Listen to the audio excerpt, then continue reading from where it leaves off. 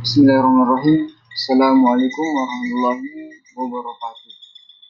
Perkenalkan, nama saya atas nama Ibnu Usama DM, NIM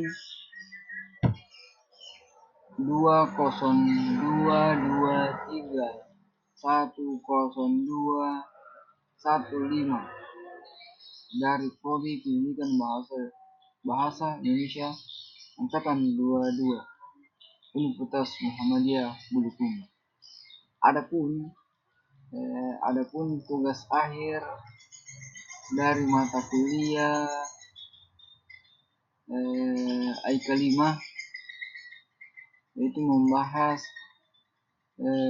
resume materi perkuliahan dari pertama sampai akhir. Dari bab 1, pernikahan. A. Pengertian pernikahan. Menikah dalam bahasa Arab berarti berkumpul atau bertemu dalam syariat Islam. Menikah diartikan sebagai perjanjian suci antara seorang lelaki dan perempuan untuk membentuk keluarga sah dan dilandasi hukum. Syarat dan rukun nikah. Nikah memiliki beberapa rukun dan syarat yang harus dipenuhi agar sah dalam pandangan syariat Islam. Rukun nikah meliputi 1. Calon suami, 2. Calon istri, 3. Wakil, wali, 4. 2 orang saksi, 5. Ijabah kabul. Syarat nikah. A. Kedua mempelai harus beragama Islam. B. Wali harus lelaki bila berakal sehat dan merdeka. C. Ijabah kabul harus diucapkan secara tegas dan jelas. Adapun tujuan pernikahan memenuhi fitrah manusia sebagai makhluk yang diciptakan berpasangan-pasangan. Al-Quran Surat Az-Zariyah ayat 49. Menjadi kehormatan diri sendiri. Perbuatan dosa melanjutkan keturunan yang sah dan beriman kepada Allah. Wali adalah perjamuan atau serta yang diselenggarakan setelah menikah sebagai bentuk rasa syukur. Talak dan macam-macamnya. Talak rijalah, talak yang masih memungkinkan untuk rujuk. 2. Talak baik, talak yang sudah tidak dapat dirujuk kembali. Talak khulu, talak yang terjadi atas permainan istri dan memberikan kompetensi kepada suami. Langsung saja kita pindah ke bab 2. Kewarisan. Pengertian warisan. Warisan dalam Islam adalah proses pembagian harta seseorang setelah meninggal dunia kepada ahli waris yang berhak. Warisan ini dilahur secara ketat dalam syariat Islam untuk memastikan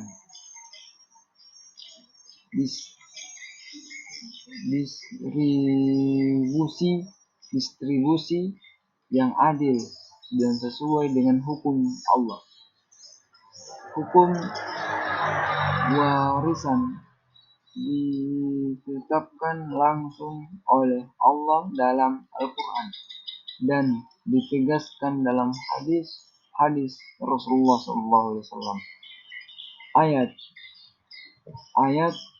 dalam Al-Quran tentang warisan, artinya bagi lelaki ada hak bagian dari harta peninggalan ibu bapak dan kerabat, dan bagi perempuan ada hak bagian pula dari harta peninggalan ibu bapak dan kerabatnya, baik sedikit atau banyak, menurut bagian yang telah ditetapkan Al-Quran surat An-Nas ayat 7. Kita pergi ke hadis dan Al-Quran tentang dasar hukum kewarisan.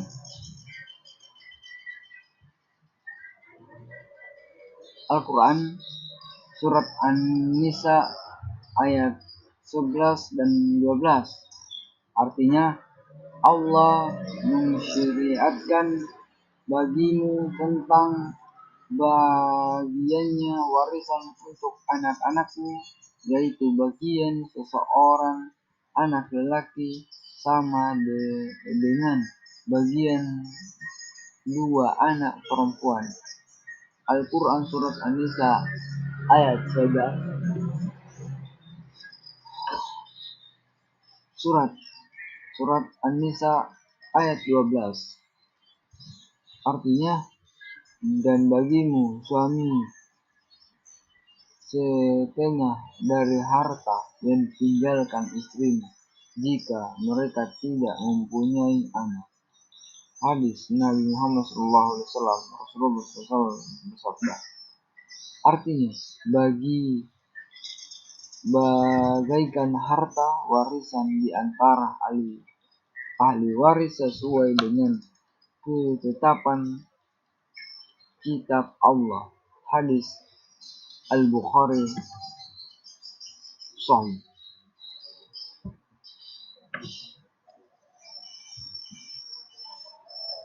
Kita lanjut. 1. Pewaris adalah orang yang meninggal,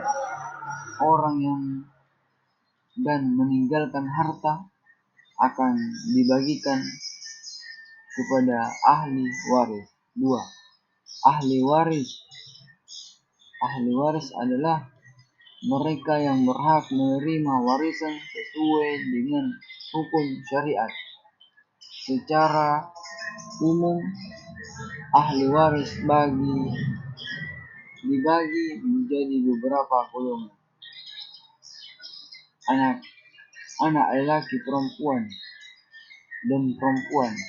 Anak lelaki mendapatkan bagian 2 kali lipat dari bagian anak perempuan. Suami atau istri, suami dapat setengah harta jika istri tidak memiliki anak, dan sepertiga jika ada anak. Istri mendapatkan seperempat jika suami tidak memiliki anak, dan seperdelapan jika ada anak. Orang tua mendapatkan bagian tetap bagi anak maupun tidak saudara kandung jika praktis tidak memiliki anak. Saudara kandung juga tidak mendapatkan bagian warisan. 3. Kita pindah ke wasiat.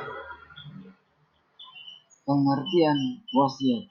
Wasiat dalam Islam adalah pesan atau perintah yang diberikan seseorang kepada orang lain untuk melaksanakan suatu perkataan, khususnya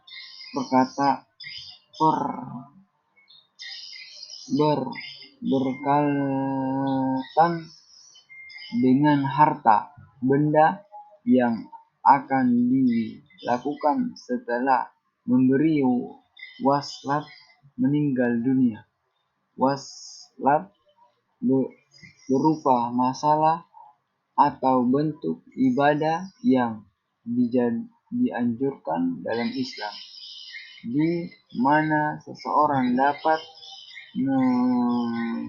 mengatur distribusi sebagainya harta kepada orang-orang tertentu atau lembaga tertentu setelah kematian. Kita pindah ke bab 4. Hibah.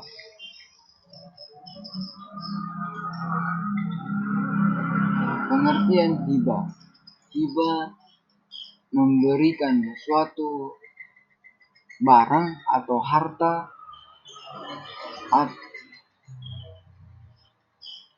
dari seseorang kepada orang lain yang dilakukan seorang secara sukarela dan tanpa imbalan sesama memberi hibah masih hidup. Hibah dalam Islam merupakan salah satu bentuk sedekah yang disyariatkan dan dianjurkan oleh tujuan untuk memperkuat hubungan sosial dan kedermawanan antara sesama. Kita pindah ke dasar hukum wasiat. Dasar hukum wasiat dapat dalam Al-Quran, hadis, dan ijma.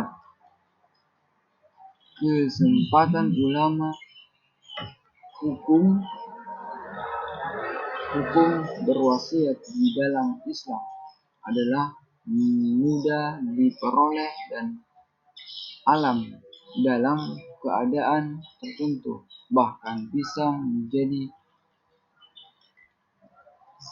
jawab. Misalnya jika seseorang muslim memiliki tanggungan utang yang belum terlunasi. Dalam Al-Quran surat An-Nisa ayat 11, peristiwa pewarisan itu terjadi setelah dilaksanakan wasiat ia buat atau setelah pelunasan utang. Hadis Nabi Muhammad Rasulullah SAW bersabda, artinya tidak ada wasiat bagi ahli waris. Hadis At-Tirmizi, An-Nisa, dan Ahmad.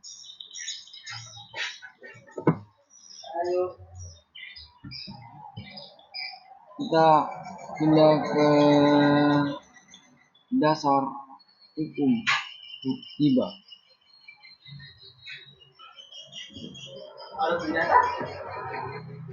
Ya. Dasar hukum hibah dalam Islam didasarkan pada Al-Quran dan hadis dan ijma ulama yang membenarkan dan menganjurkan seseorang untuk memberikan hibah sebagai bentuk sedekah yang dilanggengkan selama hidup. Al-Quran Surat Al-Isra ayat 26 artinya, dan berikanlah kepada keluarga dekat atau akan haknya kepada orang miskin dan orang yang belum dalam perjalanan, dan janganlah kamu hamburkan hartamu secara boros. Al-Quran Surat Al-Isra ayat 26. Hadis Nabi Muhammad SAW, Rasulullah SAW bersabda, diberikanlah hadis, niscaya kalian akan saling mencintai. Hadis riwayat Bukhari Muslim. Hadis ini menganjurkan untuk memberikan hibah sebagai bentuk ikatan kasih sayang dan persaudaraan di antara sesama.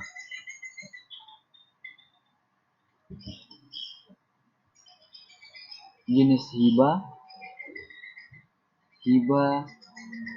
mutahat, hibah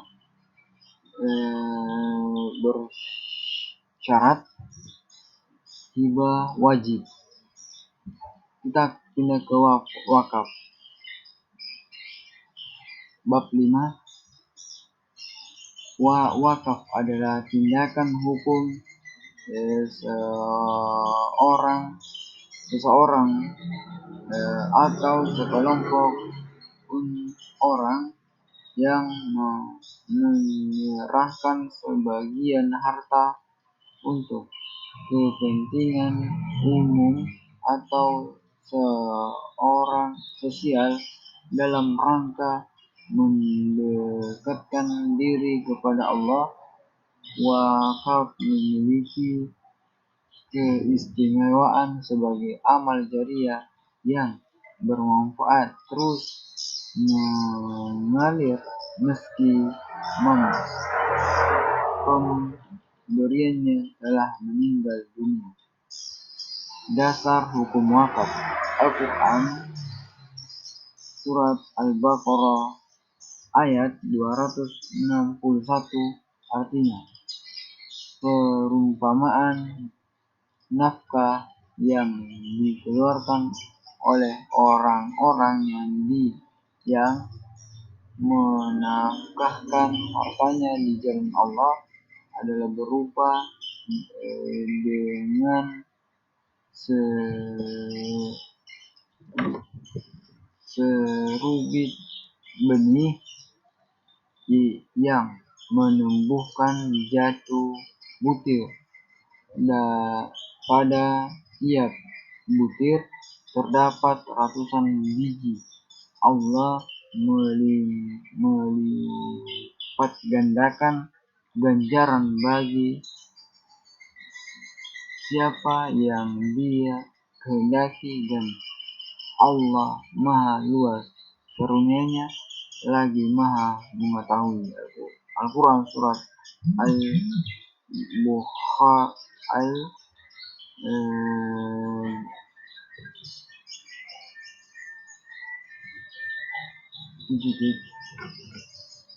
Kita pindah ke hadis riwayat Muslim dari Ibnu Umar radhiyallahu anhu bahwa Rasulullah SAW artinya, jika engkau bisa menanahan pohon dan bersedekah dengan manfaat bagi Al-Quran surat hadis riwayat Bukhari dan Muslim. Syarat wakaf. Wakaf dianggap sah apabila memenuhi syarat-syarat berikut. Pewakaf orang yang menyerahkan hartanya sebagai wakaf harus memenuhi syariat berikut: sehat, berakal sehat, bila mampu bertindak secara hukum, ahli tasarruf, harta yang diwakafkan memiliki penuh dari wakif dan harta tersebut dalam status halal. 2. Muakid ahli menerima wakaf harus ditunjukkan untuk kepentingan umat muslim atau kemaksiatan umum seperti pembangunan masjid, sekolah, rumah sakit, atau kegiatan sosial yang terus memberikan manfaat. Itulah pemaparan dari saya. Ada kurangnya dari saya, mohon dimaafkan. Bila saya berharap. Assalamualaikum warahmatullahi wabarakatuh.